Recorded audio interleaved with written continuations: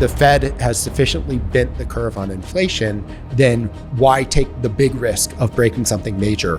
This could have gone catastrophically wrong for humanity. These technologies are going to compound over the course of the decade at a 40% rate. It wouldn't take a big team to make it much, much better. So then you have to ask, well, what are they waiting for? Honestly, we're at the beginning stages of multiple S-curves that are compounding on top of each other. A lot of good faith people lost money.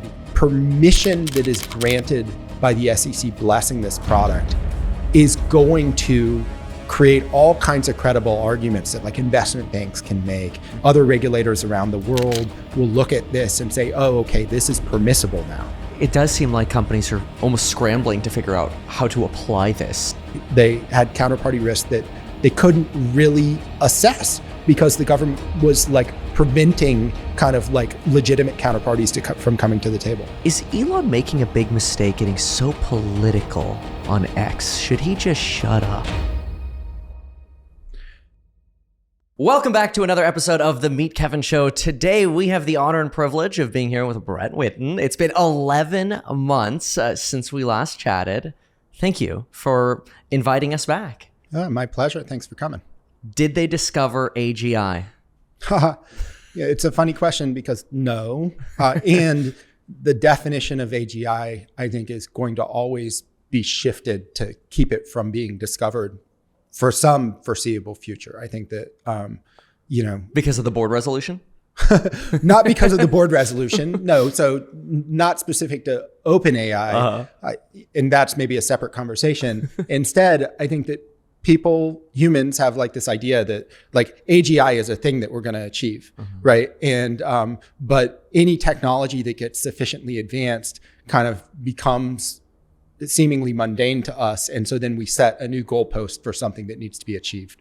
And I think we're going to be in a state of kind of like AI systems like exceeding benchmarks that we never thought were possible to be exceeded, and then we as humans continuously defining different benchmarks that they haven't yet achieved and saying, well, that's something that is actual AGI or artificial general intelligence. Where do you see the biggest benefits? Is it in medicine or mostly? I mean, I know we've all got GPT now, which is crazy because when we last met, that was just starting, right?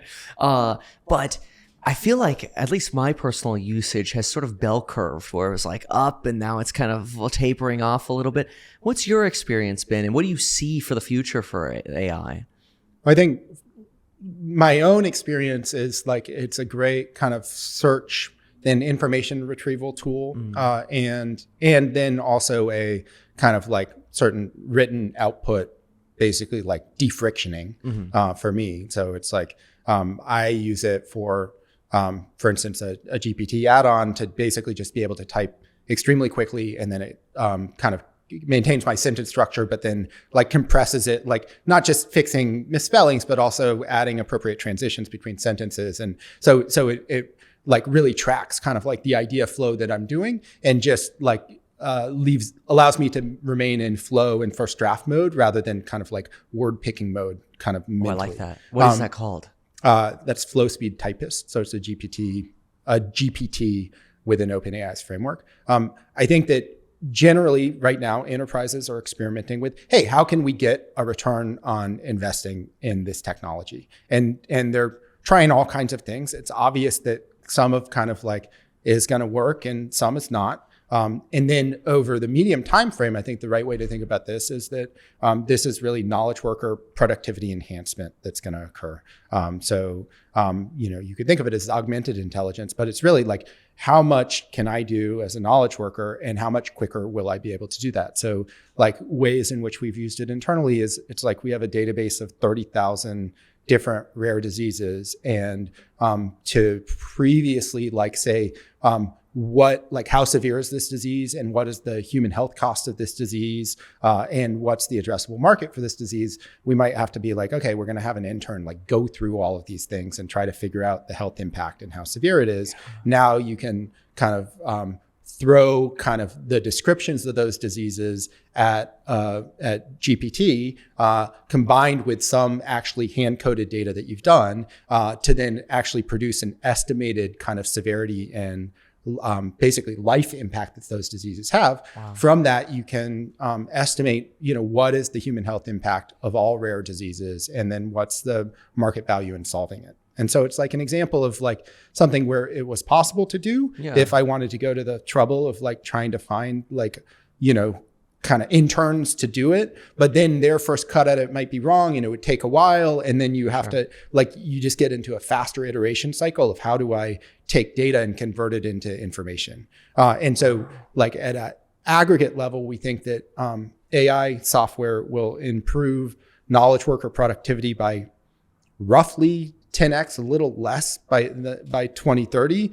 and that like 50% of the knowledge working population will be using these tools actively to. Will they still have jobs? Well, of course, because it's like, I think that there is a set of circumstances where these systems just spin and be able to operate themselves. But for a very long time, it's really going to be like augmented intelligence type products where it's, there's a lot of intuition and human pattern recognition that even is guiding like what is the right spot to guide this software where we might generate something of interest. And so and you can imagine like how will that manifest? It's kind of like from the consumer side, it might be like I get a much better understanding of how good a product is for my specific use case before I commit to buying it. So essentially it's kind of like the interfaces between people trying to sell services and people receiving services are going to get much less full of friction. Often like my wife will get something from Etsy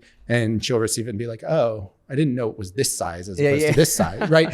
So that's like a simple example of like where there's really like a lack of information in the marketplace, and that'll get cleaned up a lot. And then kind of all of the entertainment products will get that much more compelling because of it. So we'll just get sucked into digital experiences more completely.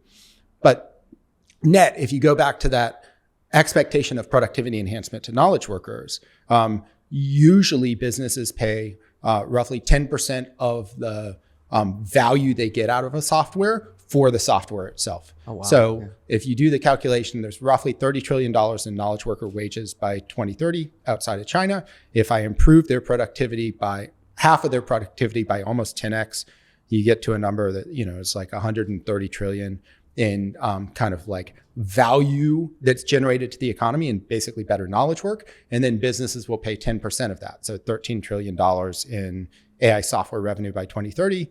Do some more math and you can conclude, well, that suggests there's, 80, $90 trillion worth of AI software market cap by 2030. That's half of the entire US GDP, more than half relative to today. Sure. Just in artificial intelligence, potential productivity generated revenue. Yes. Yeah, exactly. But think about it on a global basis. If I'm paying knowledge workers $30 trillion and, in a world without AI, their output would be X. Yeah. So I'm getting essentially almost 5X that output. Surely it would be worth it to me to, increase their wages by 50%, but instead of throwing it at knowledge workers, I'm paying for kind of AI systems to basically enhance and, allow them to generate better forecasts, allow us to think about how much capital, time, and energy is wasted on technologies that simply aren't going to work. Right. And so if you have like a better way to tune and understand, take drug development, like early in a drug development process, that, hey, kind of like this biological system is not going to like respond in the way I think it's going to if I plug in this molecule, then you can forego all of the expense and time of human trials that would lead you to that conclusion. Hundreds of millions of dollars in savings. Right. GDP then, you get to a product quicker, so GDP can grow faster essentially with output. So yeah, that might represent a large number seemingly today, but your suggestion is output could explode through this. Right. So at a very high level, and actually this is like an important macroeconomic point. Mm-hmm. If you look over the course of history, it's not ahistorical for us to cross this threshold where suddenly GDP growth changes in a structural way up, as in, like the post kind of like the turn of the 20th century, we entered a new global GDP growth regime because of the introduction of electrification and the telephone and the internal combustion engine and all the innovations that have happened. Yeah. Like prior to that, kind of like GDP growth was maybe half as much. And so like when you change the rate of growth, you actually end up with much, much bigger numbers on the back end. Right. So if you look at the long run of history, we actually think over the course of this decade, compounded annual real GDP growth will average 7% from here forward. Wow. So it's actually a step change up. And to be clear, that's US or global? Global. Okay. So like consensus, if you look at like consensus forecasting agencies, the idea is that by 2030, the GDP global will be around $130 trillion. This is 2021 dollars. And we think it'll be $170 trillion. So you go from expectations of $15,000 GDP per capita to $20,000 GDP per capita. And so that's on the basis of like, hey, if there's given the rate at which these structural changes of GDP growth have happened historically, you could roughly conclude that. And then it's supported by the fact that if we look at the underlying technologies that we focus on, you can justify that forecast just based on our expectations for robotics and robotaxis, even leave out the AI software knowledge work side. That's so interesting, just because so many have argued, artificial intelligence is just a fad. It's going to be here today, gone tomorrow, sort of thing. And your argument is what we've just done with AI is almost changed the rate of growth of our global economy, almost to a similar fashion as what electricity did for our global economy. Am I understanding that right? Yeah, I think that, and actually, like the way we think about the world is that there are these major signpost technologies, like major technological innovations. So the steam engine, electrification, and the internal combustion engine, and that like at the most kind of we've had enter the economic marketplace at the same time is at the turn of the 20th century when there were 3. And right now we think there are 5 between energy storage, public blockchain, AI, robotics, and what we think of as multi-omics sequencing, all kind of hitting these critical stages of inflection at the same time. Yeah. And so then it's like consistent with history that would trigger or catalyze just a change in growth. I mean, if you have leave aside the knowledge work side, which is a little intangible, and I think a lot of that is going to accrue to people's benefit without getting recognized into GDP statistics. If we have a humanoid robot that you can buy that can basically make things to the same like quality or even lower quality, but just working 24 hours a day as a human manufacturing worker, then like the amount of created stuff can explode. That's and like you all drove down the PCH, like what a waste of your wonderful brain to have to be piloting a vehicle for that long, in traffic. Like you'd rather be admiring the view or kind of like, I don't know, doing one of your crazy real estate deals, something like that. Yeah. Well, like a Robotaxi will free you up to do that while costing basically the same per mile that you're already paying to drive yourself. And so kind of like that, in GDP statistics, that'll appear in the amount you're paying for that service,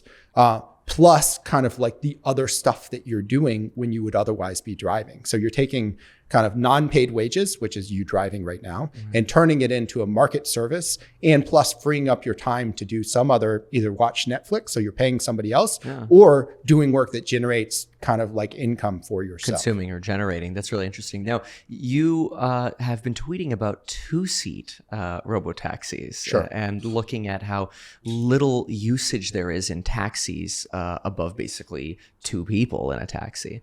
And you're really into cars. I mean, are people going to be into 2-seat robotaxi? Does it matter how many seats there are?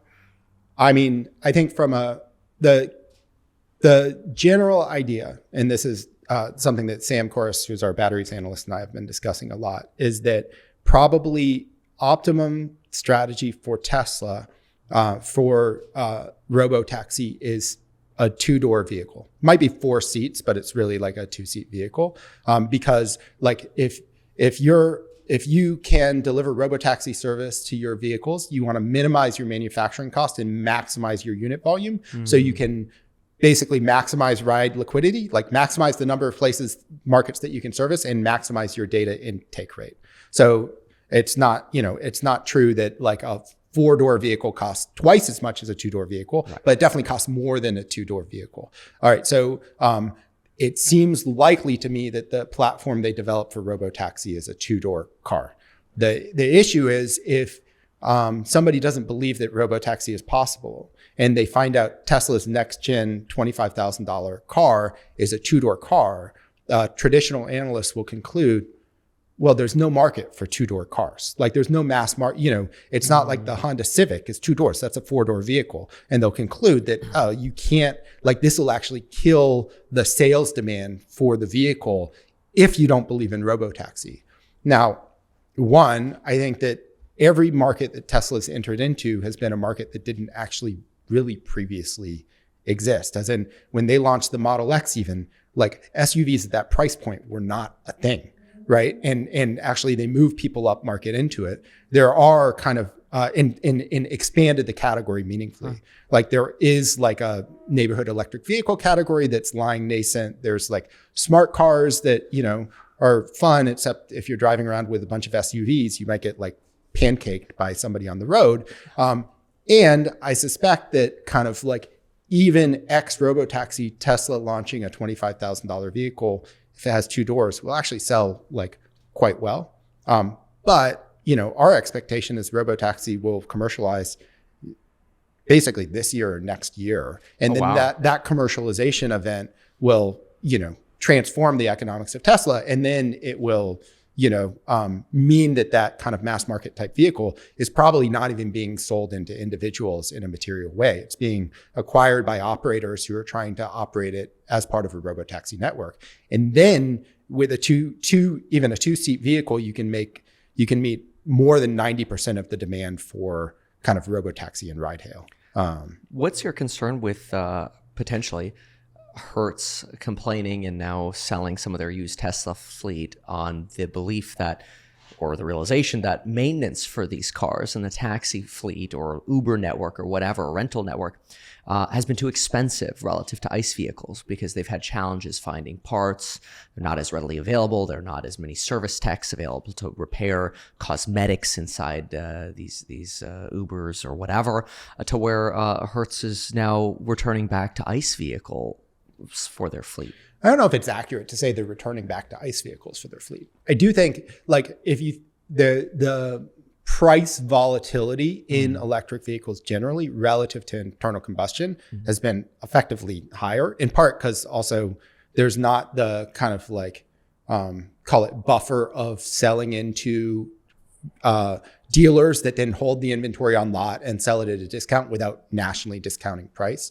And so Hertz in a position where they were acquiring a bunch of Robotaxis or a bunch of Teslas in 2021, and then being forced to like recognize, well, the value of these has dropped just because like the upfront prices dropped, right, then feeds into their kind of financials in a way that they weren't expecting. So I don't, I think that there's some kind of like, hey,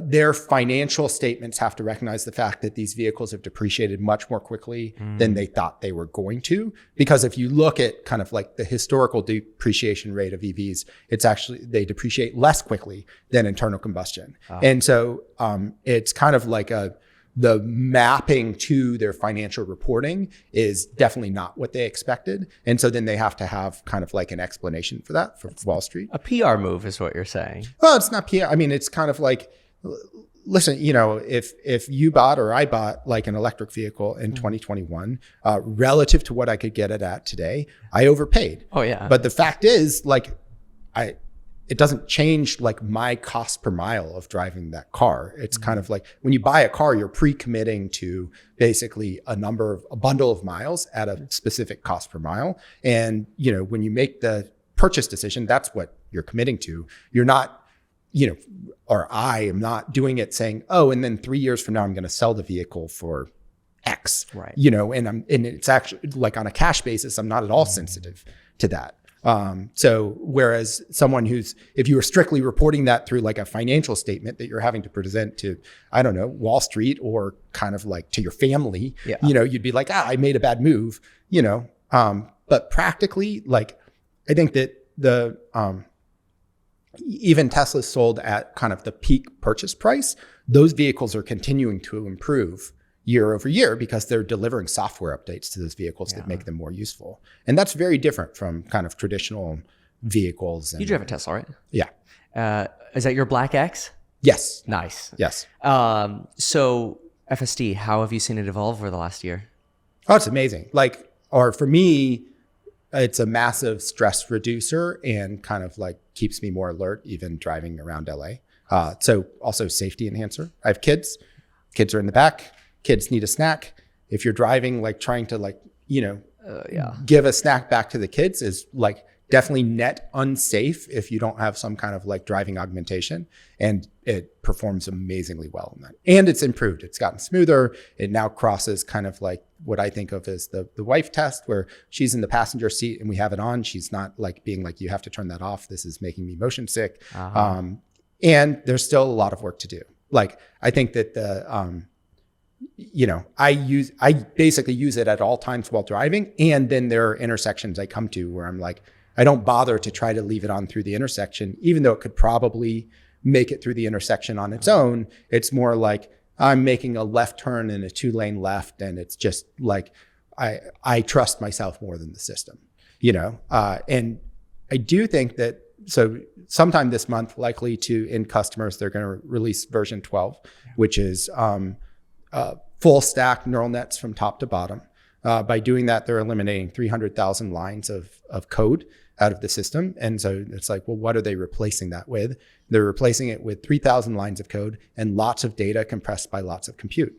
And so one way to think about the improvement rate of the full self-driving system is previously like they would run into unique problems and then they would have to come up with a unique solution to each unique problem. It's like, how do I deal with a roundabout? And so you need a software engineer to think about, okay, what's the car going to go through as it goes through a roundabout? What are the if-then statements about like when it can turn? How does it determine when to turn? And so every single corner case required a clever software engineer to figure something out, and kind of each incremental kind of reduction in the number of interventions you need unveils probably an order of magnitude more corner cases. So you're always running up against this wall of like, either I'm hiring 10x more people for each kind of like step up I make in kind of like the log error rate, or I need another solution. So once you go full stack neural net, my intuition is that then every unique problem has the same solution. You throw more data and compute at all of the problems. And so it means that not only should their rate improvement now just be governed by how much compute they can throw at the problem because they're not data constrained, it also means that their ability to forecast the improvement rate should improve. So Elon Musk has famously said, basically, we're a year away from commercialization for maybe 4 or 5 years, right? Whereas kind of in our forecasts, we've slipped slightly, but it was 2023 for a while, and now it's 2024. Like, as in, we really thought this was around the time frame where it would happen. Now I think they'll have much better line of sight on, this is the improvement rate. This is how much additional improvement rate we get to throwing more computational power at it.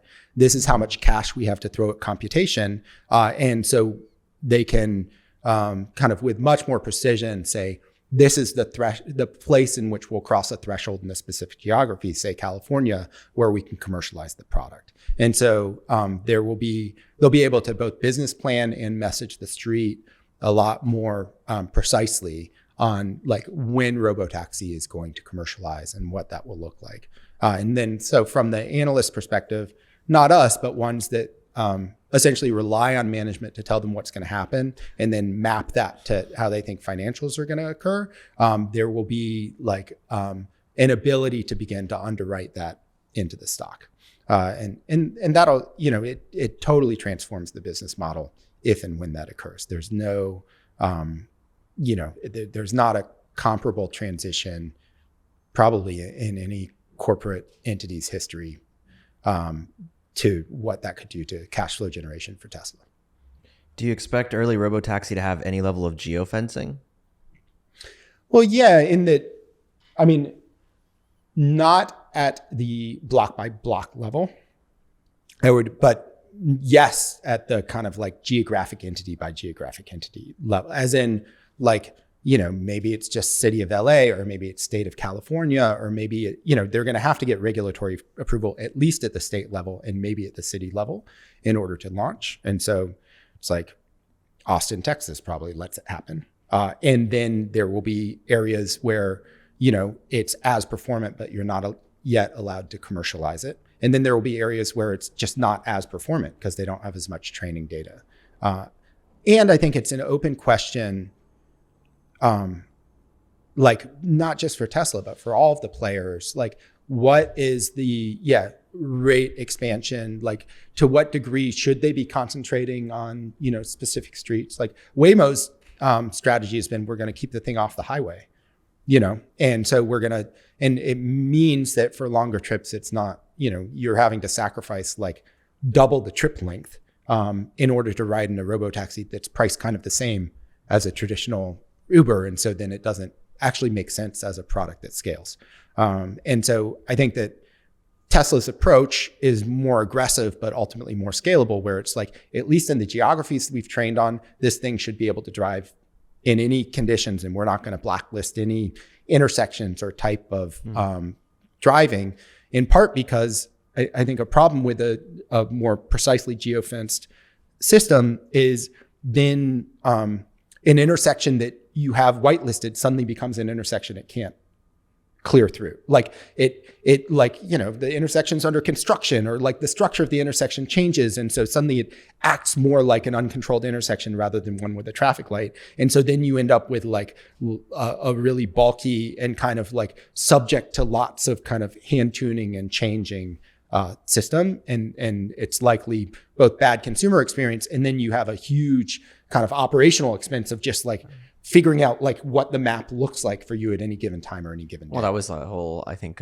Cruise problem was they had 1.5 workers per car driving on the road, essentially, for that operational control. I think this is interesting because what you've just described is essentially you can underwrite once Tesla starts providing that guidance. You'll see the market more likely underwrite the value of Robotaxi from what's probably underwritten now of 0 to whatever it might be, more maybe so than full self-driving. Is that your argument, that there'll be more value really out of the Robotaxi than trying to convince people to pick up full self-driving? The take rate seems like it's been plummeting. Yeah, I think that's it's not a sideshow, like it's material to their gross margins, but I don't think it actually, yes, as in like, I have full self-driving. It's an incredible luxury product for me, as in it's expensive and it delivers me a lot of value in terms of my driving experience is much better. And I can understand somebody buying a Tesla and being like, $12,000 for what? Yeah. Even though the comparable, like even if you're buying a BMW or whatever, like comparable, like just, you know, lane following on highway and active cruise control is like sometimes like a $6,000-$7,000 option. So actually Tesla's delivering, you know, I would argue substantially more value per dollar. And it's something that I can understand how people aren't opting into it, because it's like, I don't have $12,000 extra to spend, and for what? Do you know what I mean? Yeah. Well, a lot of people also have that trust factor too. I noticed that especially in older generations, frankly, 40 plus, there are a lot of people, I just won't trust it. I'll have the Tesla, but I just don't trust it. Right. And so it really has to, for people to kind of like buy that option, they also have to have experienced it in some way. They have to know it's worthwhile. But all of that kind of disappears once you deliver Robotaxi, or that nuance doesn't matter anymore. Think about it this way. This is very crude math. So consider it heavy approximations, but roughly right. Okay. So I sell you a Model 3. You should be a Model 3 buyer. I sell it to you for $50,000. What is Tesla net in operating revenue for that sale? Maybe $5,000. Call it a 10% operating margin. It's not exactly precise, but roughly. Okay. So it's a one-time $5,000 operating profit for Tesla. What if that Model 3 becomes a Robotaxi? Okay. So we think the Model 3 could roughly do 100,000 miles per year as a Robotaxi. That might be an overestimate, but it's like there's ways in which you can model it where you think that's kind of the utilization it could get to. Okay, and at $1 per mile, we think there's a trillion miles addressable globally there. So let's say we're in the first trillion miles of Robotaxi driving is occurring. So you can charge $1 per mile for 100,000 miles. Okay, so then there's gross revenue. Somebody is paying, $100,000 a year to ride in that vehicle. Now, Tesla gets to extract a platform fee off of that, just like Uber or Lyft do. They should be able to do something more than Uber or Lyft because they're delivering this whole autonomous driving experience. Say it's 50%. Okay, so then that's $50,000 in revenue to Tesla. If they're getting like software type margins on that, that's $25,000 in operating profit to Tesla. Yeah. Okay, so I've gone from one time $5,000 in operating profit to annual, for every vehicle that's capable and turned on, $25,000 in operating profit per year into perpetuity. Okay, so from Tesla, my gosh, like I've quintupled my operating profit per vehicle and turned it into an annual thing as opposed to the one time I sell it based on this very expensive factory I've built to produce these things. So the financials explode cash flow. Yeah. Okay. Now think about it from your perspective though. And this is actually a really interesting and nuanced point is like you paid $50,000 for the car. Now it's generating $50,000 in net revenue to you if Tesla's only charging a 50% platform margin. And your cost to run that vehicle is, you can estimate it in various ways, but it's on the order of 15 cents a mile or 20 cents a mile, maybe. Right. Okay. So that's $30,000 in profit to you who bought the Tesla per year. So clearly you underpaid for that asset at $50,000.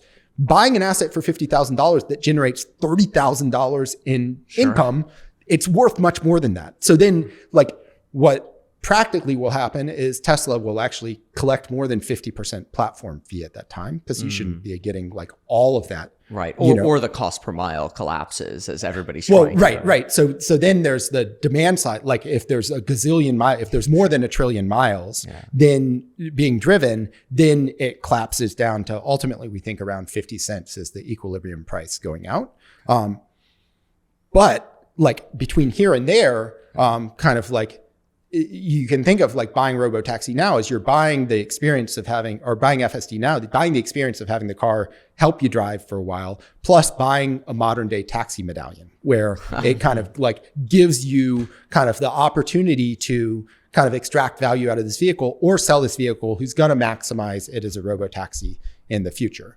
And so like I think they'll have a lot of kind of like levers they can pull in terms of like, how much do they charge for FSD versus what is their take rate in terms of platform fee? But ultimately I think from a financials perspective, it's all going to flow through into an effective take rate against miles for them. Yeah, that makes a lot of sense. So another thing that was fascinating that you mentioned is this idea that you can create a robot that can work even less quality or create a less quality output than a human, but work 24 hours a day. So really, there's this idea of even if it's just, let's say, unboxing boxes out of a freight truck or whatever, neither of these robots that could work 24 hours a day or robotaxis, neither are really underwritten into Tesla's valuation today. So where do you see Tesla going in the next decade, even if they just started producing and selling the first robots to, let's say, Pepsi or whatever? Like when does that sort of trigger hit? Is it at the first sales? And what does it do? I think it's hard. One interesting thing that's happened to me as somebody that focuses on technology is I feel like my line of sight is actually getting compressed forward. I think it's hard, even going out a decade from 2024, I think is much harder than it was going out a decade from 2020 because of the rate pace of change of artificial intelligence. I will say that like relative to at the technology level, kind of our expectations for robotics are the ones that have shifted most this year compared to last year because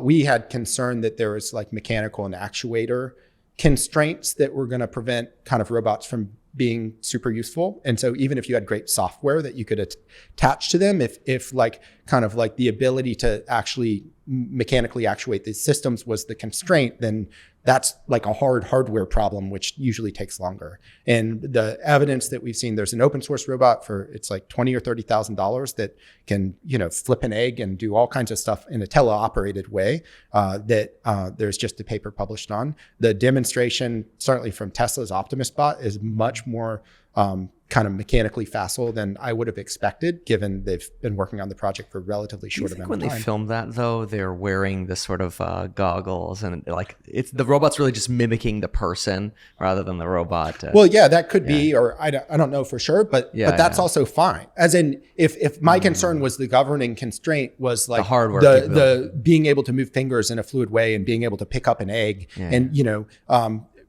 if it's teleoperated, then that indicates, well, that's not actually the constraint. Then the constraint is the software side. And so then on the software side, it's like very clear that kind of AI is going to just any benchmark you can set for it, saturate that benchmark very quickly. And so kind of like a way to think about it is we think AI costs are declining 3x per year. So what in traditional compute takes 2 years to occur, where every 2 years you get a cost halving, in AI it happens every 6 months. And so one like universal rule of technology is people overestimate how much is possible in the short term and underestimate how much is possible in the long term. Well, if you consider long term in traditional computing like 8 years, in AI that's 2.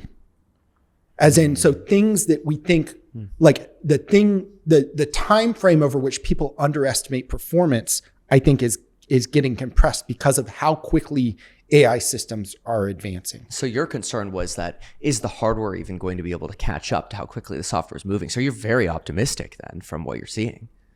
Yes. I mean, I think yes, from it seems like hardware and the two are interrelated in that you can imagine you can have a very, very precise hardware system, which is then very expensive. And you can trade down in terms, but it's very precise. It can go to the millimeter that you need. But that's not how your body works. Your body, like if I'm going to pick up that object over there, I like my hand gets near it and then I look and see how close my hand is. It's not like I like try to like close my eyes and grab the thing. And so having good software allows you to trade into like less precise hardware and still achieve the same event.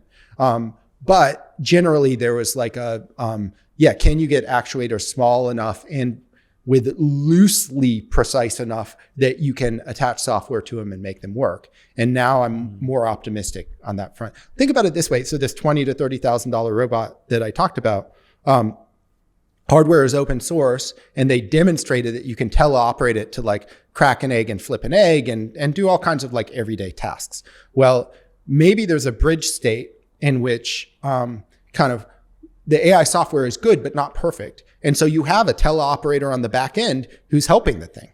Like, think about like the marginal cost of somebody to cook for you if you're paying Los Angeles salaries is a lot higher than if I'm paying somebody in Mexico to teleoperate that robot. Oh, wow. And so you could have the hardware infiltrate with like a kind of hybrid type model and actually, provide return to people that even if the software is not all the way there. That's fascinating. I mean, you could have an Indian chef who's cooking you Indian food, but they're in India. Yeah, possibly. That's I mean, and then like the feedback loop in AI is like the software is going to improve on the basis of how much compute you throw at the problem, and then how much data do you have on the problem you're trying to solve. Well, having kind of like that hybrid type robot provides the data that then will improve the software, so you don't need the Indian chef anymore, right? And so they're training their own replacement. Exactly. But we're all training our own replacements in some way. I mean, what are you doing with your kids? I'm training my own replacements. They're like 7 and 10 years old. That's a good point. That's a very good point. During your last interview with Kevin, I was behind the camera on that one, but you were talking about the power of AI and how much it's going to grow, and you were expecting a 7-fold increase in the like aggregate capabilities of AI systems in 2023. How accurate do you think were you on that prediction? And then what do you expect going forward? I mean, it's hard to measure, but I think I'm roughly accurate. As in, like, the cost declines have happened more quickly than we anticipated in a lot of ways. And so, okay, I know when that interview occurred. Okay, so GPT-4, for example, they released GPT 4.5 Turbo or whatever, right? That on a cost per token basis was at roughly a third the price. So that in itself was a third cost decline, and it was over 240 days, not 365 days. And then if you adjust for latency, as in like the tokens get produced more quickly out of it. So same accuracy at a third the cost, and it was roughly 3 or 4 times faster. So performance adjusted, it was probably a 10x improvement in terms of that specific AI system. So it was basically under on a very clear like for like basis.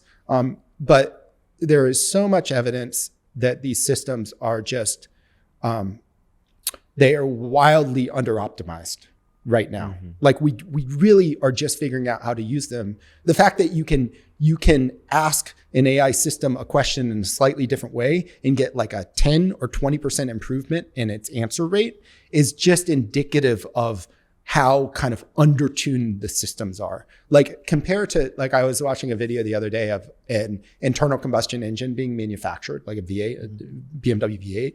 It's like massively optimized, like so automated and precise, and like you can tell that every single process that creates it, the entire design has been to squeeze all of kind of like the energy input into horsepower output out of that system. And the like last iteration of something is always the best version of that thing, because you've just like, tightened every screw. And in AI, it's like all the screws are wildly loose and people are just trying to tighten one versus another and being like, oh my gosh, this works and this works. And you combine it together and it works this much. And so like at the architecture level, at the kind of data that we feed into it level, at the applied to this class of problems level, at the kind of like, how do we, query the systems level, there are still massive improvement opportunities available. And so kind of, our forecast is tuned really to the like, how expensive is it to train the raw underlying models? And we think that's declining 3x per year. But there is so much on top of that that is improving system performance. And even like, if you think about the magic of Moore's law was in part, like if you compress the number of transistors on a chip, then kind of like the number of transistors you get for the same amount of raw material doubles. And because they're closer together, like the cycle time of the chip can improve. So you got like a dual performance boost. Similarly with AI, as you are creating models that are the same performance on a smaller number of parameters, then it's less cost to actually infer that model, and you generate material more quickly. So you get this double cost decline characteristic of like, I can charge 3x less per token, and I'm delivering, 3 or 4 times more speed. And so it yields this, That's interesting too, because you're really, not to cut you off there, but I mean, it does seem like companies are almost scrambling to figure out how to apply this. And it's almost as if the AI, in a weird way, is way ahead of us figuring out where to put it yet. Then I look at a company like Palantir, and I feel like they've always been in AI. It just used to be called big data. Sure. And now it's AI. And it seems to me they feel like one of the few very profitable AI companies, whereas everybody else is just trying to figure it out. Maybe include OpenAI with Palantir. What's your take on that? Or who else really stands out in the AI space? Yeah, I mean, I think that there is broadly a set of companies that have both a product that can like benefit a lot from just deploying AI against it, that they will deliver productivity advances to employees that then they're going to be able to charge for in some way. So like look at Zoom, which by the way, right now is like in the Russell 1000 value index. Like it has selling for 13 times right now. The embedded expectation for that company is that, it's basically X growth. That's like how much cash flow can we scrape out? Right. $5, I think, is the current EPS, and it's expected to be there for the next 5 years. So Zoom's marginal competitors are clearly like the Google suite and the Microsoft suite, right? Like, and I think there's plenty of compelling evidence that even companies that use those products internally still need Zoom for all external meetings, because like as a salesperson, the worst thing that can happen is like the meeting gets delayed by 10 minutes because people are trying to install software or they can't get logged in and stuff. Software update. Yeah, exactly. And Zoom provides a frictionless experience, and they're layering on AI capabilities onto their system. Right now, they're not upcharging for those in a meaningful way.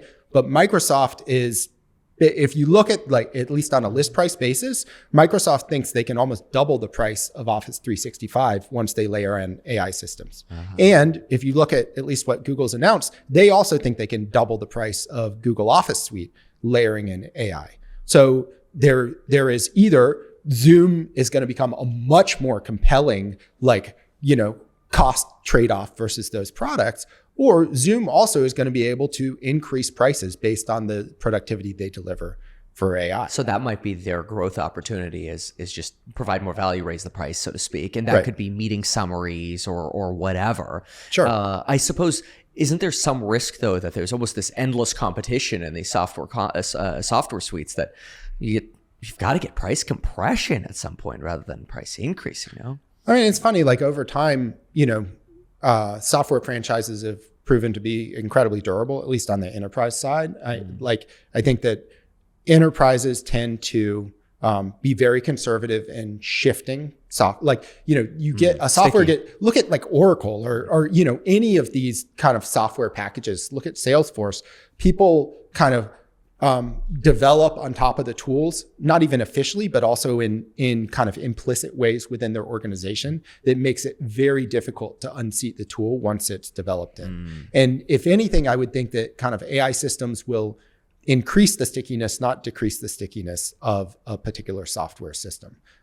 So then Zoom also has like a potential call option where they're trying to develop a documents type system that will be AI facilitated on top of kind of the Zoom Enterprise Suite. And you can imagine, look at, even think about the Microsoft versus Google competition in Office software over time. Why did Google manage any penetration against Microsoft? It's because when they designed docs and sheets and stuff, they designed it with a kind of cloud collaboration first mentality, right? And even today, it's very clear that Google Docs works better for collaboration than Microsoft, where I don't know how many times I've had my doc desync and some massive headache issue on the back end that actually costs me productivity. It doesn't deliver productivity. And right? frustration factor. Yeah. And so I think it's really valid to say that whatever the kind of Office productivity suite looks like, if you were designing from scratch with the AI capabilities that we have today, you would design it in a different way. I see. The whole front end would look different. Right now, Excel has even a toolbar and then another menu bar above that. It's clear that there's lots of UI cruft that's been layered on to that software product over time as kind of compute paradigms have changed. And so I think, it's possible that you have another, a real competitive Office type suite develop AI first that then penetrates the enterprise. And if and as that occurs, it massively expands kind of the market opportunity for the likes of Zoom. There's no guarantee that they get there, but it's a call option embedded in a company that's being treated okay, let's see how much cash flow we can scrape off this thing. Yeah, like you said, like a value stock right now. Exactly. Right. Yeah. Right. So what about there's so much hope that Elon is going to be able to turn into an AWS, for example, running software data centers, doing the AI compute. You've got a lot of talk about Amazon started as a bookstore, and now 70% of EBIT is from data centers. People don't even seem to underwrite Amazon anymore for the fact that it delivers us stuff overnight. Can that happen at a company like Tesla? Sure. I mean, I think the transition from selling vehicles to generating revenue off of Robotaxi would look like that. And then I think that there's a valid perspective that essentially having all the vehicle data feeding into their data center provides them a better foundation model for things operating in the world. Mm-hmm. Tesla's bias will be to vertically integrate and kind of just develop the robots themselves and not essentially sell kind of those models as a service, but it gives them strategic optionality to do it. So I think one way to think about companies is what is the optionality they're developing on top of the intangible assets that are accruing on their balance sheet, which don't appear in the financials, and then what is the monetization value of that? And they don't, you could ask Elon right now and he'll have a statement about the direction he thinks he's going. But one, I think real value of having a founder-led franchise that is willing to take hard moves is if his prior conceived notions about what the strategic direction of the franchise were changes, he'll shift the franchise towards that. So if there's like a point at which it's like, well, the Optimus hardware is working, we're deploying AI models against it, but actually the future requires there to be all different kinds of form factors of robots being manufactured. And there's all different kinds of people making these things. And we're better off kind of like selling access to the underlying model embedded within our data center to empower, a whole variety of applications. That might be the way to maximize value as an owner of the franchise. Ron Barron has this idea of Tesla inside, that the FSD in the cars, or maybe the brain of the robot, could be the new Intel inside. Is that roughly aligned? Yeah, I mean, I think that there's a question of like, do they, at least in the vehicle level, do they license the Robotaxi technology out to other manufacturers? And I mean, to be honest, like, yes, that will be optimum if like other manufacturers are stepping up to the plate in terms of electric vehicle production sufficient to meet the needs. So, if Tesla is ultimately constrained by the number of units they can get onto the road, then yes, they'll license the technology. But you have to have like, and maybe in a geography like China, it makes a lot more sense, where they're probably not going to be able to get full share of the economics of a robotaxi platform anyway. Right. Just from a kind of like sensitivity to government perspective, and kind of like how much they'll rely upon being allowed to operate that service. And so their kind of optimum strategy might be to license it, collect some like smaller platform fee, and essentially deal in some of the local Chinese players. We'll see. I think that if anything, the last year has, on the traditional auto manufacturer side, demonstrated the danger of being a shareholder sensitive management team, where it's like GM and Ford, and particularly GM, basically like almost throwing in the towel, but at least announcing that like this generation of EVs is not going to work for us, and therefore we're kind of like pulling back and buying back some stock, and kind of, it's almost like announcing to the world they're going to run down their franchises. Because, we think 70 million EVs are going to be sold by 2027. It's most of the market. So what is going to be the value of an internal combustion engine franchise if you, alongside everybody else who hasn't invested aggressively, have factories that are like producing kind of like, vehicles that people no longer want? Like, it's unclear. Like, to me, that's a recipe for bankruptcy and consolidation. And so I just don't know that they'll have that many people to license their software into, where it will be optimum for Tesla to license versus kind of like just delivering to their own fleet. Brett actually accurately predicted Grok last year. When you were talking, you had mentioned that Twitter has and I think it was still Twitter at the time, Twitter has a very unique data set, and that you thought it was obvious that they would be coming up with their own LLM. But my question actually is, there's a lot of money that's getting thrown at AI right now, and I don't know how much of it is going to R&D and how much of it is going towards marketing, but we've seen some really amazing marketing. And I expect a lot of them aren't going to end up, fulfilling that. So what do you look for when you're researching these companies as far as what's truly good AI and what's just really flashy marketing? Oh, I mean, it's partly like using the tools and seeing if they're delivering value. And a lot of, in talking to management teams, like, you end up with a real sense for how strategic it is by talking through, like, what is your AI strategy, and how do you think about kind of your kind of superpower that you can use to deliver on that AI strategy. And I agree, like with any technology cycle, it's suddenly like you have the, blockchain iced tea company, or, people begin saying AI because they're like, oh, Wall Street wants to hear AI. And so they like attach AI to anything. And, on the private and venture side, it's like, we've talked to a number of companies where it's clear that they develop technology, prior, there was more machine learning, traditional machine learning. Now that kind of the large language models have come out, now they start talking about their technology as if, oh, well, this is AI. And it's like, okay, I mean, I guess that's within a loose definition of the concept it is. And it's actually, you're in a structurally disadvantaged position because you've sunk a lot of money into a system that is basically being surpassed by another set of systems. And so it's actually, they would be dangerous spots to take from a allocators, but from an investor's perspective, because they actually are being disrupted rather than disrupting.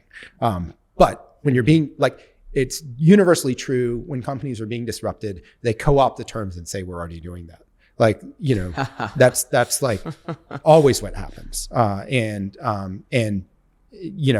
that doesn't change like the trajectory of disruptive technology. It's just indicative that companies are getting into scramble mode and realizing this is where the puck is moving and that they're not well positioned for it. There's a small disruptive technology I wanted to ask you about, Bitcoin.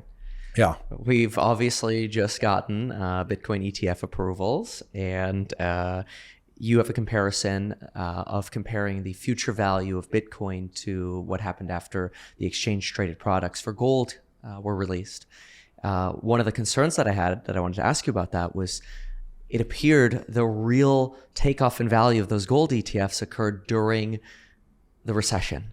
Is it possible that might not be the best comparison then, using gold to Bitcoin? No, I mean, I think it creates potential energy is the way to think about it. You're absolutely, so like the gold ETF listed in the US in 2004, and over 8 years, like the price of gold went up 4x. But it was heavily catalyzed by the financial crisis. Right. As in kind of like people, the story of gold became a story people were paying attention to, in part because they're like, oh, the whole world is, gonna go bankrupt and we need to own the asset that's gonna survive afterwards. Right. And the gold as call it a tool in the financial toolbox of investors, gained credibility because of that listing, right? As in, like, if you look after that, all the strategists and stuff began to put out papers on portfolio allocation and precious metals and how to think about the characteristic price movement of gold relative to other, things, equities and bonds and everything else. This is a different asset, and you should think about it as a, low single digit allocation in an efficient portfolio allocation. And so I think similar. So, and then there's an important difference between gold and Bitcoin, which is the price of gold went up 4x over 8 years. And that caused a lot more people to go out and find gold in the ground and dig it out. So like over the decade, 2004 to 2014, like annual gold production went up 25%.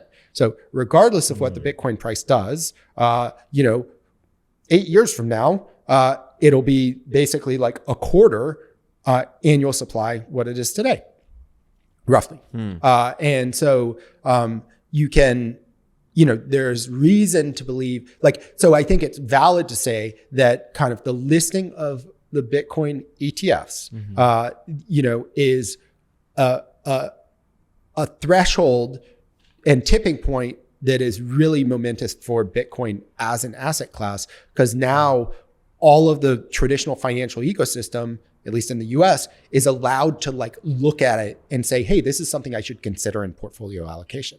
So maybe that 60-40 bond, stock bond portfolio turns into 65-35, something of that sense. Well, Sure. Whatever the allocation is, the point is it can be allocated. Now, the follow-up question to that is, theoretically, it could have been allocated already versus with gold, you've got to, before the ETFs, you had to buy the gold, you had to store it somewhere. Whereas with Bitcoin, we were still able to digitally buy it beforehand. Yeah, you and I can, like retail, normal, like people who are like, hey, I'm interested in Bitcoin, I'm going to open up a Coinbase account. We could buy it. A financial advisor would, in many cases, like no chance. One, think about it. Like if I'm a financial advisor, I'm advising a client, I basically have like access to their brokerage account, right? So if they can't buy the asset through their brokerage account, I might think it's the right thing to do.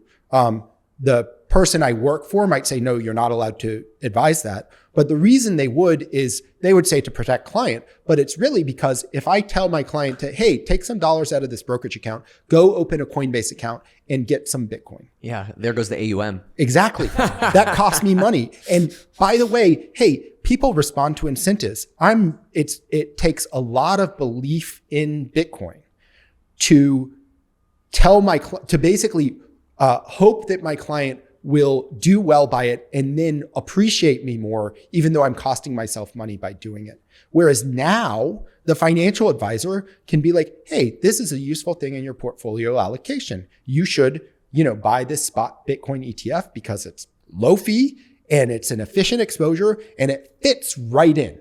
Like if you're borrowing against your portfolio in any way, it fits right in. If you're, I still get credit for allocating you to it. It fits right in. And so it's actually an important bridge into the traditional, all of the processes that happen in traditional financial services that previously Bitcoin was excluded from. Like imagine you're a financial advisor and you tell your client, hey, you should buy Bitcoin, it's a good thing to do. And you send them to FTX as opposed to Coinbase. Yeah. Well, then you might be subject to a lawsuit. So then you as a financial advisor, do you really want to try to underwrite Coinbase to help your, client custody Bitcoin somewhere? No, you just want to be able to I know that whoever, Fidelity or Schwab is an institution that's going to exist. I know that there are rules in place, even if Schwab goes bankrupt, that those assets will still be my clients. Yep. And so therefore I can trust anything that's on that platform as something that I can invest in. That's fair. And you get SIPC at that point, SIPC insurance. So that's interesting then. So let's say we get a lot more institutionally allocated capital to Bitcoin. That should be great for the underlying Bitcoin. Does it hurt Coinbase, though, to see retail, which is the most profitable trading sector for Coinbase, somewhere around 73% of their revenue is from trading, about a third of that is from Bitcoin, and their most profitable segment being the retail consumer. If they shift from Coinbase trading to an ETF now, because it has SIPC coverage, it's easier, it's part of the brokerage account, great. Is that going to devastate Coinbase's revenues? Well, one, Coinbase is custodian on most of the Bitcoin spot ETF products. So they're generating revenue on the money that goes into that, albeit it's different, a different kind of take rate relative to the retail trading dollars. Two, the people who are in Coinbase are typically not people who are just wanting to own Bitcoin. They are owning Bitcoin, they're staking Ethereum, they are kind of investigating the entire kind of smart contracting protocol space. And so net, it's beneficial for Coinbase if the entire, set of assets goes up in value. And this, if anything, probably opens up and solidifies the foundation on which smart contracting protocols are going to be built.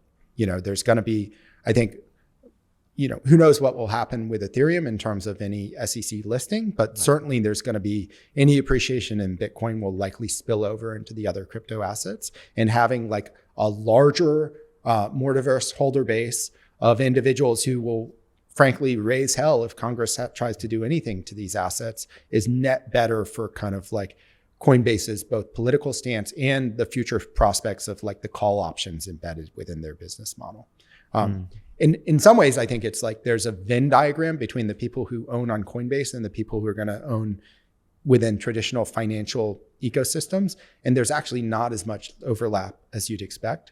One, I think, interesting, call it byproduct of that, is this in terms of financial innovations, it's typically big people get it first and then little people get it later, right? And a lot of the innovations are, let's take big person pricing and convert it into little person pricing. Securitization was big giant corporations could borrow money in the bond market, but little individual homeowners couldn't. Well, if you securitize mortgages, then it allows little consumer homeowners to actually get big corporate pricing on their bonds. Here, it's retail has had access, and only now is institutional getting kind of dealt in at least in a robust way. So you don't think then, it doesn't sound like a Coinbase is a bearish move for you, nor does it sound like you think of being bearish on let's say Bitcoin, where maybe it could stagnate like the price of gold over the last decade or so, is in your forecast. Instead, bullishness. Well, I mean, think about it. There's like a couple ways to approach the problem, but like one way to think about it is we think that there's going to be roughly $2 quadrillion in financial assets globally by 2030. Okay. And that's not making there's no aggressiveness embedded in that forecast other than our GDP expectations of 170 trillion as opposed to 130 trillion. So Bitcoin at $1 million a coin suggests that Bitcoin is around $20 trillion. So 2% of that, 100 trillion, 10 trillion, sorry, less than 2% of that, 0.2% of that quadrillion, right? And so it's like, 2% of that quadrillion. Sure. Right? And so that's roughly, like, we have a official Bitcoin forecast that's out there that's constructed from like a low single digit % allocation from corporate treasuries and from institutional allocators, and Bitcoin displacing, some substantial share of marginal gold holders. We just think it's a better way to store and protect value than gold. 1.5 million per coin is the bull case, right? Right. And then 600K, I think, base case. Yeah. Is What's your bear case for Bitcoin? Yeah. I think in the published forecast, it's around 300K per coin. Wow. But I think it's like, one, you can look at portfolio allocation, documents and show that like a single digit % exposure to Bitcoin is the right thing to do from a like correlation and excess returns perspective. And to me, it's reasonable that like, if you think about like 2% of financial wealth accruing into Bitcoin, that actually is going to be like very unevenly distributed, as in like some people are going to have a lot. So then a lot of people are still going to be under allocated, and be trying to like essentially catch up. In some ways it's like if Bitcoin returns very well, it'll attract more capital. There's definitely like momentum embedded in capital markets, but I think, and also just like, if you look at not the total market cap, but the amount allocated to gold, for example, over time, after the ETF listing, even after the kind of the financial crisis, which caused it to like move to a different level in terms of the amount of wealth that people are allocating to gold annually on a net basis.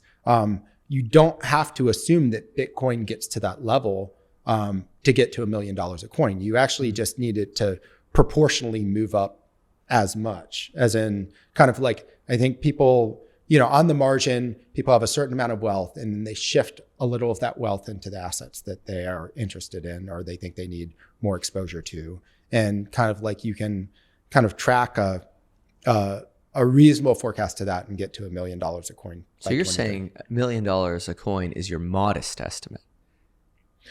Well, it's probably, we haven't produced our official estimates for this year. That'll be in a big ideas deck that comes out sometime this month, likely. And like on the prior published estimate, $1.5 million is the upside case and 300,000 is the downside case by 2030. And I think the mid case is 700 to 800,000.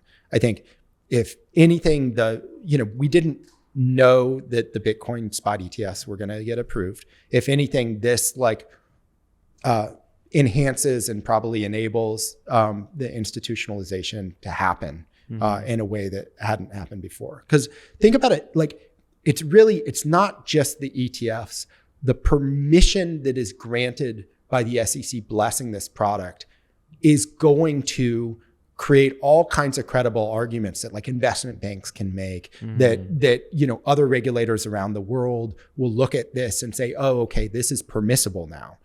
And so I think it's going to catalyze like a lot of, call it officialization of Bitcoin as an asset that you're allowed to, think about how to manipulate financially. Like it is so obvious to me that like investment banks should be combining like energy trading with Bitcoin mining, with Bitcoin primary generation into kind of like trading function for Bitcoin.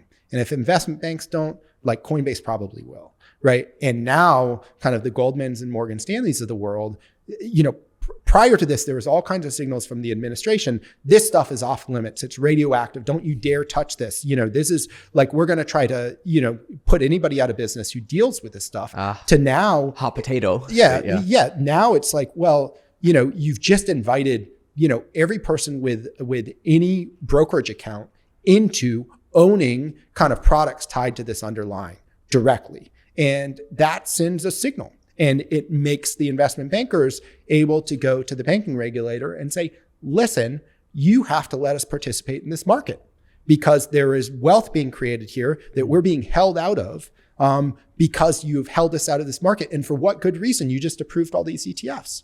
A different regulator, but a regulator within the US government. And so I think it'll create a lot of, whereas before, all of the kind of official parties in the financial ecosystem were rightly concerned about what this meant for them. Now it's like, this is happening whether you like it or not. And so you better like move in to get your piece.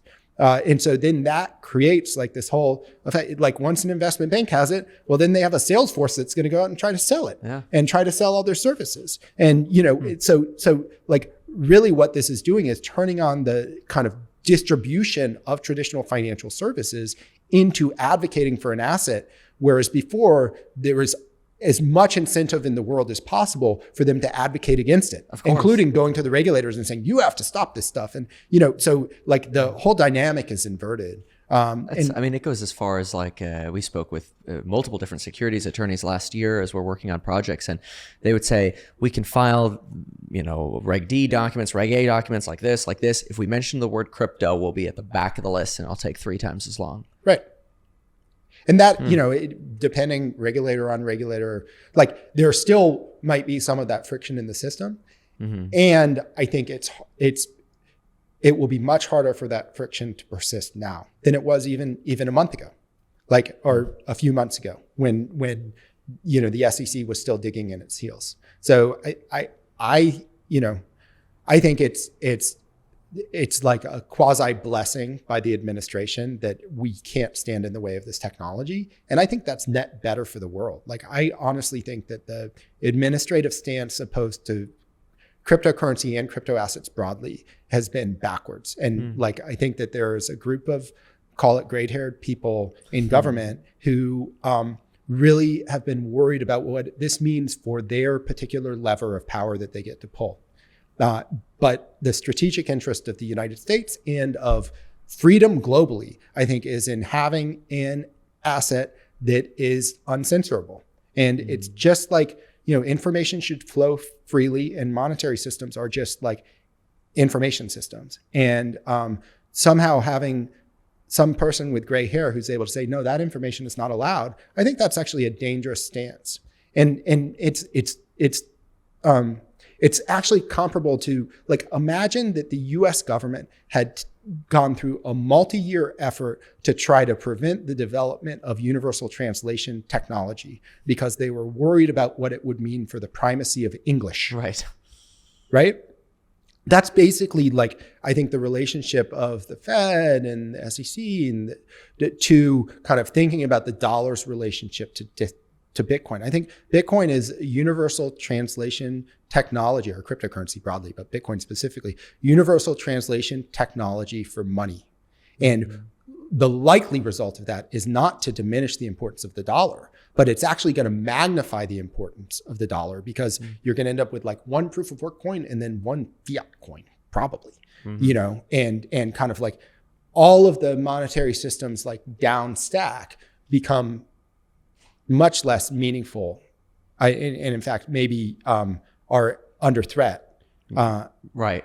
But that's almost isn't that almost a risk factor that at some point, this is somewhat of a crazy argument, but that if we can't print money anymore, we can't sustain our fiscal deficits, and that the dollar collapses and we have the real great reset, which basically, I don't think is near personally, but that's a big fear, is that we're going to have to go back to paying, like having a balanced budget. Imagine that, right? Yeah. Look at so the argument is basically by being the reserve currency for the world, we get some kind of like financial benefit in that we can borrow cheaper than we'd otherwise be able to. Bingo. But like, look at the borrowing cost of the US versus like Greece right now. I think we borrowed more expensive than Greece. So clearly it's not, I don't think it's as kind of, it's not clear to me how much benefit we get. Then the other argument is, well, being able to like impose financial sanctions is an important kind of strategic aim of the US government. And I have yet to have anybody point me towards like a set of financial sanctions that have actually produced the outcome that the government was like looking for. It worked against Russia. Oh, wait. Yeah. Well, or even go back in history. Yeah. It's not like imposing embargoes on Cuba did a lot for our strategic interests over a long, long time. Yeah. And like, if anything, kind of like it seems like the result is that you cement dictators into power at the expense of their population's well-being. So from a universal, like humanitarian perspective, it seems like it's a net bad. And I'm sure maybe there are examples out there. I'm sure there are. I'd love in the comments, somebody tell me what I'm wrong about here. Yeah. But I think it's more like, I've been reading a book, it's The History of the CIA, which is incredibly depressing. And people like to be able to pull levers. Yeah. And like the thing that kind of like when people are in power, they want to be able to impact things. And so if you're taking away a lever for them, even they will convince themselves that that's net bad for the world, even though kind of objectively it's probably net good. And I think, cryptocurrencies and smart contracting protocols, like crypto assets broadly, are going to be net good for the world in a profound kind of like our ability to motivate capital into the most useful products for the benefit of humanity fashion. And they will deliver, a much more efficient capital allocation system. And kind of like that will redound to the benefit of the country that, is most geared to technological innovation and enables the most technological innovation. And the US is undoubtedly that country, at least right now. And so I think, it's in our strategic best interest to enable that new system to thrive and flourish as quickly as possible. And we can essentially succeed through just GDP and productivity growth and the optimism that comes with that. I have a feeling Brett is slightly bullish on crypto. That's the vibe I'm getting. What are your thoughts on countries like El Salvador or the Central African Republic that actually use it as a legal tender? Well, I don't think that there's actually been that much utilization of it as a transactional asset. We're still in kind of like the store of value area. And I think, for the likes of El Salvador or these countries, like they are they're making a strategic bet and appreciation, which I think is a wise one. And they're trying to like reduce their both dependence and the power that the US government has over them, which is probably also a wise strategic move. And you can understand why the US government would not like that. But I think that from the perspective of like, can I do what I want internally without suddenly the US government, taking away the money that is supposedly mine? Like, that's probably net wise for them. I think that what I think is interesting or useful about the technology is once those countries basically say, hey, this is potentially legal tender, it gives people kind of a framework by which they can kind of diversify their own risk internal to El Salvador away from the El Salvadoran currency or the dollar that it's denominated against. And so like, I do think that there will be like emerging markets that transition either voluntarily or involuntarily into a more Bitcoin-based economy. Wow. Simply because it's like there will be kind of universal tools for onboarding and holding digital wallets and stuff that won't be kind of like developed in that country. Like if you think about it, like a banking license is actually an incredible rent-seeking thing to have in a lot of emerging markets because you can extract, extraordinary fees off of the customers that you service, and then you cut out and don't care about the people that don't have that much money because like, why bother servicing them, right? And so it's like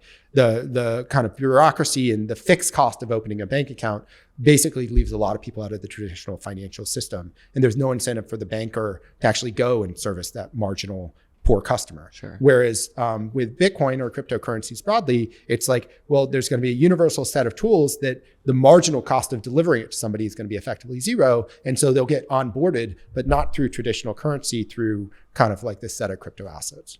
You think Javier Milei is going to succeed in getting rid of the central bank? I don't know if I know enough to actually comment. I mean, should we end the Fed in the United States? Probably not. We shouldn't fire Jerome Powell. Is he going to keep us out of recession? Firing Jerome Powell is not equivalent to ending the Fed. And I think that we'll see what happens economically over the next 12 months. Do you think we'll stick a soft landing? History would suggest no. What do you personally think? I mean, I think we are kind of like teetering right now. I think that there could be like, I think we're in a position where things are set up where something major could break. Oh, wow. Right. But you don't know for sure. You put something under enough strain and it's like, it might hold and kind of like it snaps back, but in event of breakage, it could get pretty messy. And so I think that kind of like a stance of, lowering rates would be like net safer to the economy. As soon as possible. Yeah. I mean, I think that imagine like a set of consumers that's out there that had this like, kind of bloat of savings that's worked into their balance sheet that they're spending down. The reason people hate the economy right now is not necessarily because of their income. It's because they had this lump of savings that they're spending more quickly than they thought they needed to. Mm-hmm. And some are getting into distress and kind of like there's clear like damage in terms of capital asset purchasing, as in I'm not like making big purchases.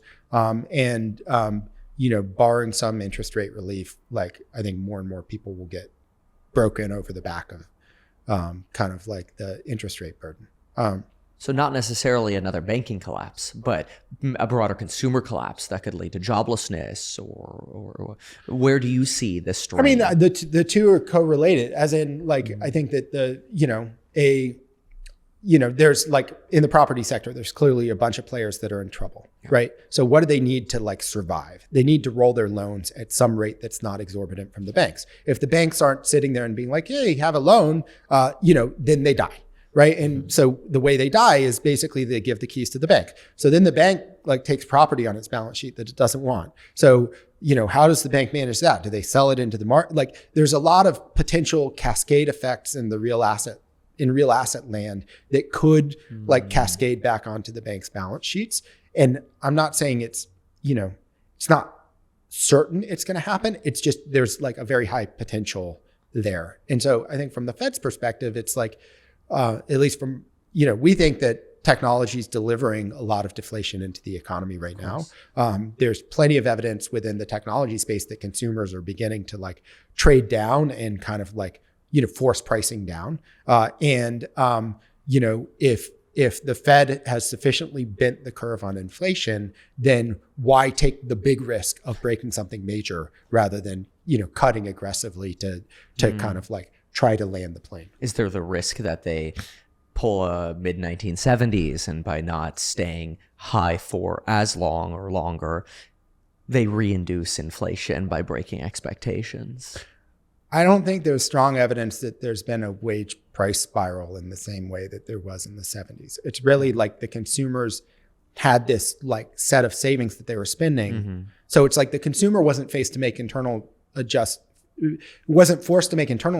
because they still had a bank account. It's not because, hey, I'm making more money this year than last year, so therefore I can spend more. Instead, it's like, well, I guess I'll order from DoorDash again because I have all this money in the savings account, even though I know it's net expensive for me, and then suddenly somebody spent, I don't know, somebody was posting on Twitter, they spent $30,000 on DoorDash last year. Oh my Lord. And it's like, well, that was a dumb move. Like you could have walked down the block and gotten that food and reduced kind of like net spend and maybe bought a car.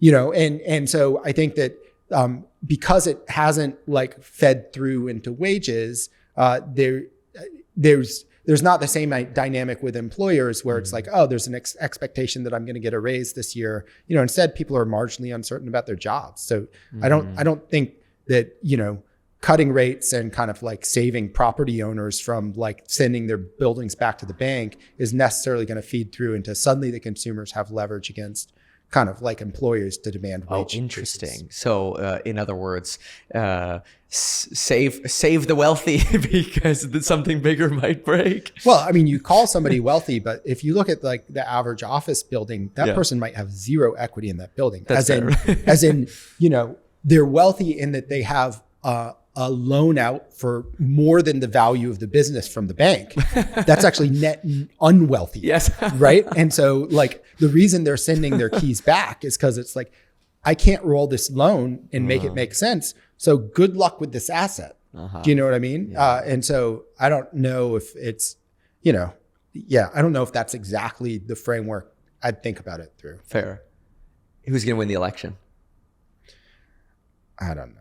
It's like, I think I just go with betting markets. It's basically 50-50 Democrat versus Republican with your mix of Republicans on the one side and a mix of Democrats on the other, because people still think that Biden might like drop out or somebody might step in. Right. Do you think that the economy will be the primary deciding factor? That is, let's say we get to November 2024, stocks up, real estate market didn't collapse, we didn't have mass joblessness, we get Biden. Stocks down, mixed, red, pain, joblessness, you go for a change of regime, just like, 08, the hope you can believe in.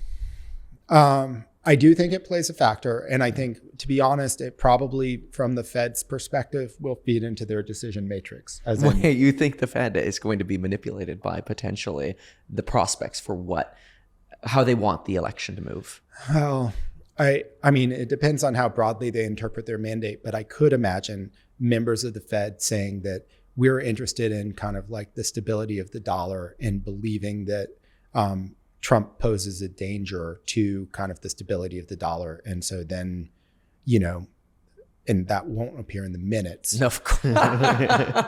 But I can't imagine that that's not internal bias. That wow. So, I mean, it's not like Trump's ever threatened to fire Powell. Oh, wait. Yeah, I think, again, it goes back to the levers of power bit, right? Where it's kind of like the Fed governors are incredibly powerful right now. You could imagine a situation in which the power of that seat is dramatically diminished if somebody gets into government and says, you know what? I want somebody who answers to me to be in that seat. Wow. Yeah. And so with that as a perspective, I think that there's probably, I think it biases me towards more rate cuts this year than I would otherwise interpret. How interesting. A few final questions. Roblox, they've got about $100 million of cash flow a quarter, growing at about 38%. However, despite this growth, their losses are widening. A lot of their expenses, like 70+% of it going to stock-based comp. When is Roblox ever going to be profitable?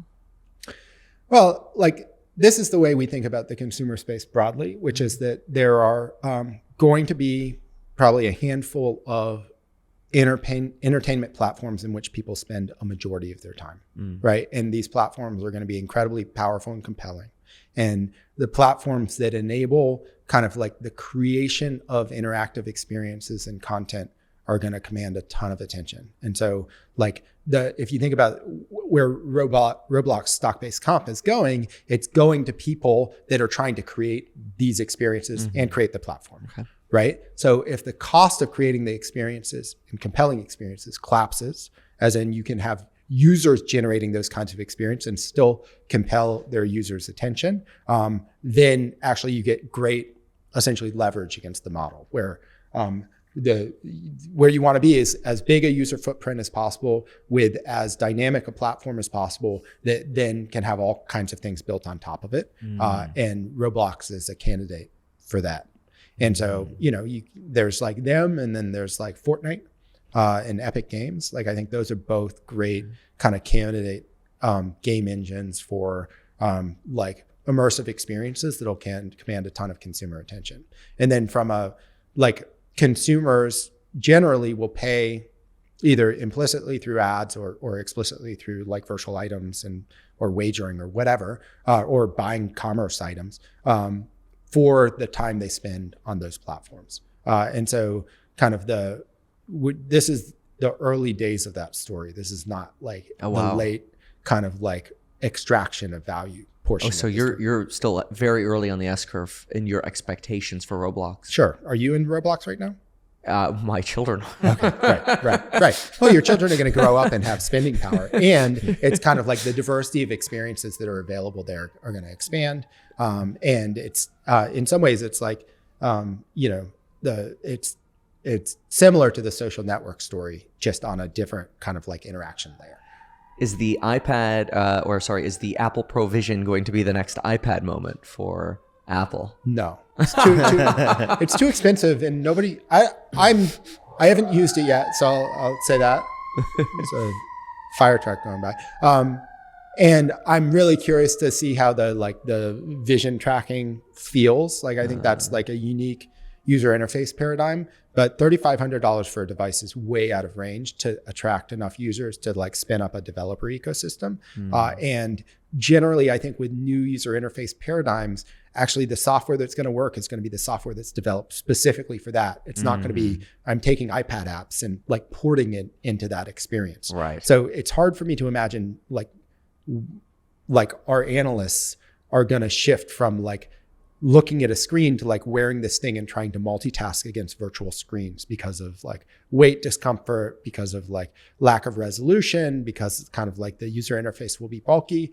And so I don't think it's actually gonna, certainly at this price point, I would put a very low odds on it working. And even given an expectation for a price curve they can ride down, it's hard.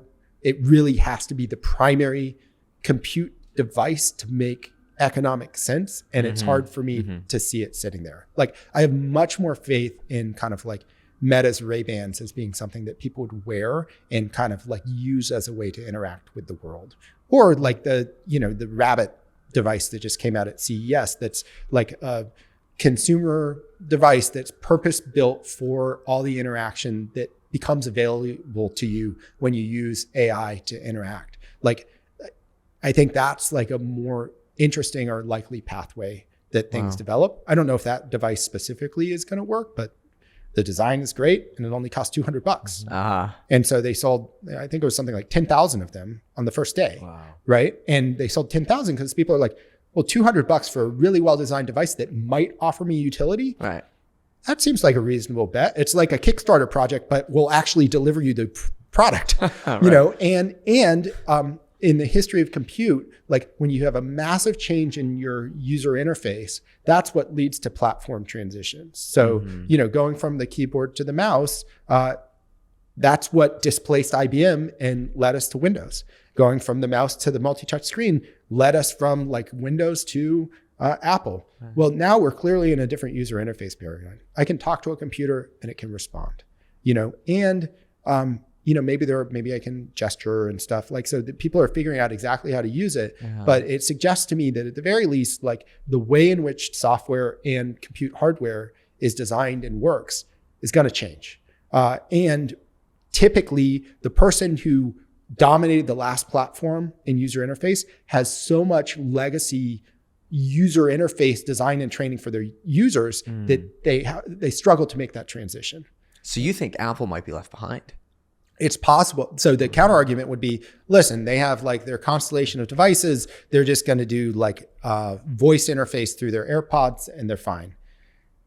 And I mean, I don't know, that company is showing its kind of legaciness and age to some degree. Like Siri, you mentioned earlier. Yeah. How long has Siri been out? Like it is actually comically bad now relative to what somebody could develop. Just it wouldn't take a big team to make it much, much better. So then you have to ask, well, what are they waiting for? Honestly, like who is the product manager of Siri who's like, hold on guys, let's not improve this thing because people really enjoy like asking it 6 times to try to just play a stupid song, you know, like what is the holdup here? And I'm sure they're going to deliver some AI enabled product, hopefully this developer cycle, but honestly, it should have already happened. And the kind of like the framework of how I approach what I do on my phone, it feels full of friction now. Yeah. It's like I'm searching for like a specific app to do a specific thing. I have to remember what that app is. I have like, 100 apps on my phone. I use like 15. Like there is a different way in which our relationship to computers is going to work on a go forward basis. And it's hard to bridge from like everything runs central through the iPhone to maybe it's, more ambient computing where it's like, I have a user interface that's independent of the hardware that kind of like has to be able to bounce around to all of my systems in some way. And so they clearly feel like they're in extraction phase of their monopoly. And that's usually not a stance where you can motivate a workforce to actually build the next system. Wow. Last question I have, and then I'm sure you have some questions too, Mikey, and we'll wrap up here in a few minutes. Is Elon making a big mistake getting so political on X? Should he just shut up? I think he should say whatever he wants to say. Like, honestly, I think that, there's like the strategic framework perspective where imagine the election coming up as 50-50. Yeah. And imagine that if one side wins, they'll basically like have a set of rules that they follow in terms of how they deal with entities and stuff. If the other side wins, there's going to be much less adherence to the rules and much more kind of like, call it responding to who they perceive as being loyal versus disloyal. And so if you're operating within that framework where it's kind of, I know what the rules are if one side wins, and I don't know what the rules are if the other side wins, then you're better off kind of aligning yourself in a way where in the event where the rules are fuzzier, kind of you're going to be in the good graces of the person that's making the new rules. So there's like, wow, I think that was a very interesting way of basically saying, if Trump gets in and everything goes into chaos, at least I was on the side of supporting Trump and maybe we'll be okay as Tesla. I mean, I think that, not quite as crudely as that, but okay. I can understand, I can understand how that would be like optimum strategy. And I think, there are clear things that he believes that I absolutely adhere to as well, which is that there should not be kind of suppression of information and speech. Yes. And that I think that X as a platform is actually the right way for information to propagate around the world.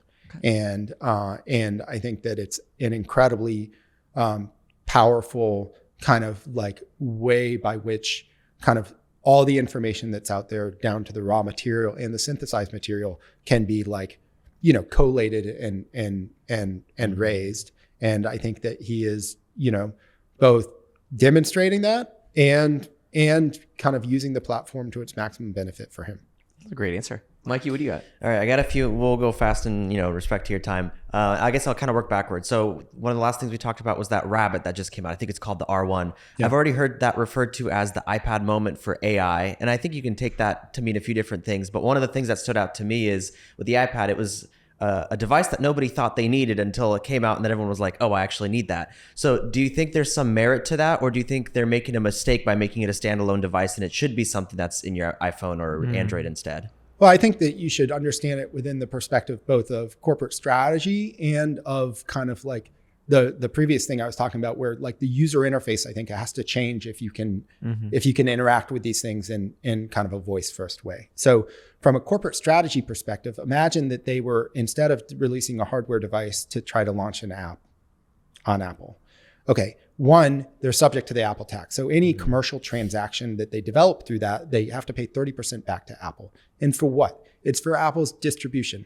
But also, they're probably restricted in how much data they can ingest and extract off of the use behavior if they're on, the iOS ecosystem. Right. And so they both lose kind of like some of the data they need to improve their system, and they give up some of the economics. And I think, one, I ordered one because like Teenage Engineering, which did the hardware design for that, is a great kind of like hardware design organization. Like I want to order all of their stuff. It's beautiful. I know it'll like be like good in my hands. Like there's, so, and the price point is like $200, not meaningful. And is it going to be useful? I'll find out, And I think that there is the iPad, yes. I mean, Kevin's over here using one. I'm looking at the rabbit right now. I'm like, this is very interesting. Yeah. Well, you missed the first set of orders. You're going to have to wait for delivery. The iPad is useful, and I feel like, particularly like as a smart home control device, it's still like bulky and actually not very useful. And I think the question I have about this specific device is it really credible that people are going to carry two things in their pockets? Probably not, or a minority of people are going to. So it could be that some people are more like, I'm going to do it myself, and I have a smartwatch that's connected to a cell phone, and then I have this thing that is like my, personal communicator with the world, or device, and like they get off of the phone as the primary thing in pocket. Or it could be that people have this more as like hey, this is my interface that actually works with all the systems that I have in my home, which span like, Sonos and Apple stuff and where I'm kind of like using it to control more of the home environment. Aggregator. Yeah. And I think that's maybe a way it will be useful. And it's kind of like a we'll see. And from the corporate strategy perspective, it's like if you look at these large language models that have been reinforcement learned, where you're providing human feedback to make them better and more interactive. The amount of data you need for reinforcement learning is actually like, it's not that much. It's costly because you're paying humans to do it, but it's 150,000 or 200,000 or maybe even 100,000 kind of nudges to the model to train that policy network. So if you can get, they sold 10,000 of these things. If they're getting like 10 interactions that are useful from a reinforcement learning perspective per device at all, that probably improves their kind of underlying model that they're using. And so I think it's like both clever in that kind of well-engineered device, great price point that people are going to order. And then if they can drive any engagement at all, they're probably getting useful information off of that, which will then improve their system over time. And one real difference between kind of AI software and traditional software is actually you should see more continuous and dramatic improvement in the software over time. As in like iOS, generation to generation, they only release a new one every year. And it's like, what's the marginal improvement? It's like, oh, now I can change my background screen. It's like there's not marginal improvement. And so kind of like I think the stance towards like, how do we improve our software over time? And what does that mean to the end user is going to change. So it's like similar to a Tesla, like the Rabbit, the R1 that I buy today, I expect it'll be meaningfully more performant a year from now. Right. Whereas that iPhone I buy today, like the software improvements they're going to offer are not going to be that great, and they may even degrade like battery life in the device. So then it actually kind of changes our relationship to kind of the value of the technology that we hold.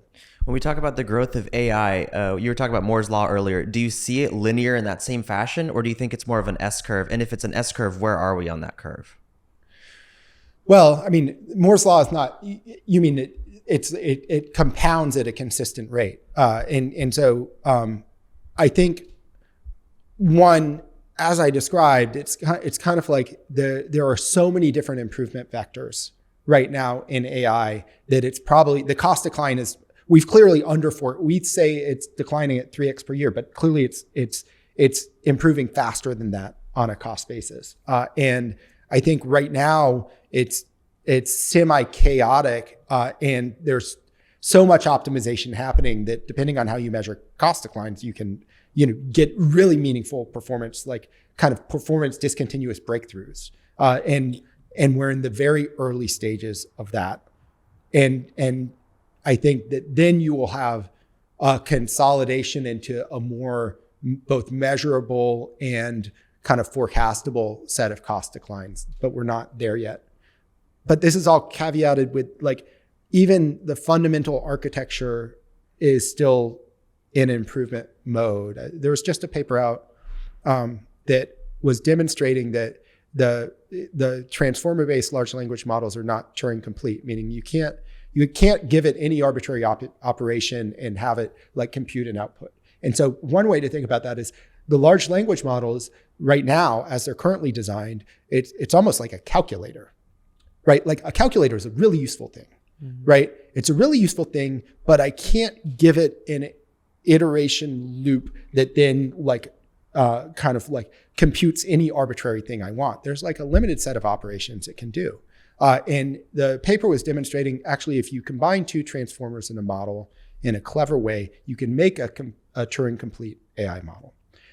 And we don't know yet, but to me, it seems like an architectural breakthrough where actually these systems could become, wildly more applicable to almost any task. And so that's an example of one paper.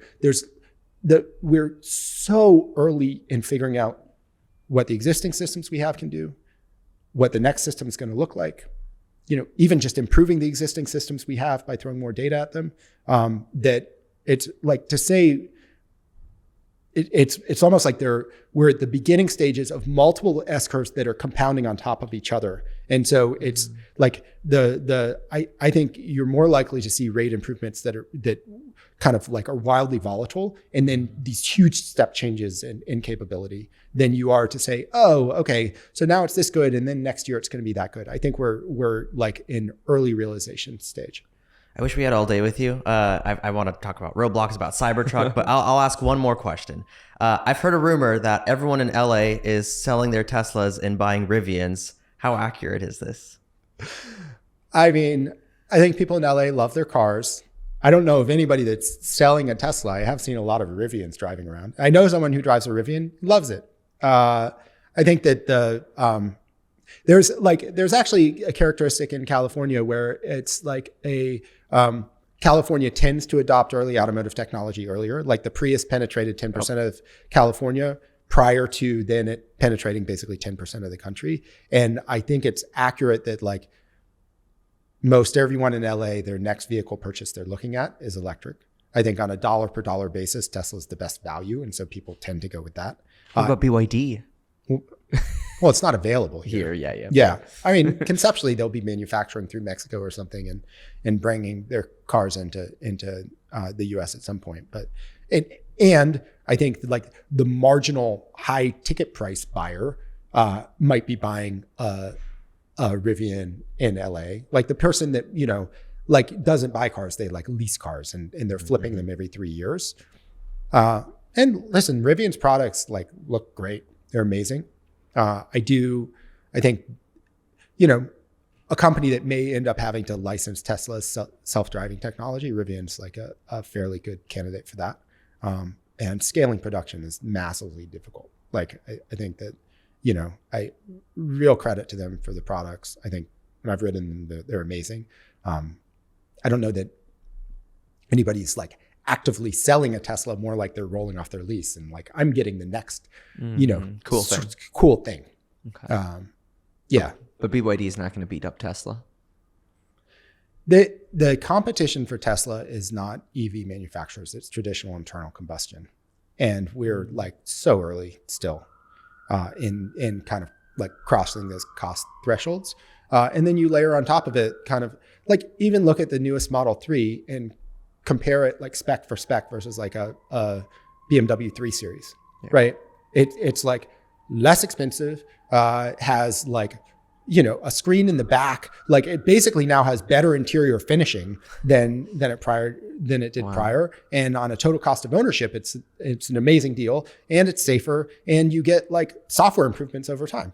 Like my Model X is like a better car today than it was when I bought it 4 years ago. That's amazing. That's not precedented. And actually, I think just like broadening a little bit, I think that there is increasingly hardware is going to have to be attached to some aftermarket kind of like software revenue generation because like think about the Optimus robot. They're going to sell that into a company that can make an ROI decision on it given current capabilities. But that Optimus robot is going to improve, not deprove, or whatever the word is, over time. Right. And so like the utility of that system is going to improve. Like I'll start out because I can make a case because it's breaking down boxes, which previously I had somebody doing. are taking out my trash. Gosh, please. Yeah. And then suddenly it'll be able to do the dishes. And if they've only sold it up front for a price, then they're actually leaving on the table all of the economic value they're delivering as they improve the system over time. Mm-hmm. So I think autonomous systems are going to have to be kind of engagement or utilization priced in some way so that they're not giving up all the follow-on economics after they sell in the vehicle. Right now, Tesla's basically giving that to customers. A BMW, maybe you have to pay $800 for the nav system upgrade or whatever, right? Yeah. Whereas my Tesla now tells me where all the stoplights and stop signs are. And I didn't pay any more for that. Yeah. That's just delivered to me in a software update. Mm-hmm. So there's actually amazing kind of value per dollar being delivered by Tesla right now. And I don't know if that's gonna once you cross into full self-driving land, then it becomes a whole different business model. And they can partly afford to do that because they know they have that realization vent on the back end. Whereas a traditional automaker will be like, oh, wow, we can charge people to use Spotify through us and get a lead generation on that. And we can, they'd be trying to nickel and dime customers because they're so margin thin. Right. I wish we had all day with you. Yeah. It was 11 months since the last one. Maybe we'll see you again in 11 months. It may be a very different world, It's very hard to be jaded or negative around you. You're like a bundle of optimism and really good insight. So thank you for that. What as a final thought, is there anything that makes you concerned? I don't know, nukes, China, Taiwan. There's got to be something negative. I can't get anything negative. Well, so optimistic. I love it. I think, there's or if anything can derail technology, it's kind of political and regulatory, call it intervention. And so I think that and it goes back to pulling the levers of power. Yeah. It's kind of the AI executive order, for example, I think is very poorly written, and written so poorly that some of my Excel models, I think, run afoul of it. And so am I going to have to register my Excel models to the US government? Well, obviously not, unless the US government decides that they want me to, right? And so being in a place where kind of the rules are written with enough latitude that then some regulator can kind of force companies into compliance, no matter who just if the company is doing something that they don't like, I think then puts a pall on kind of certainly the open source development efforts and that kind of thing. So if you look across all the technologies that we've studied, there are two that stand out for not following a Wright's Law style cost decline. And it was rockets up until SpaceX launched and began landing, and nuclear power.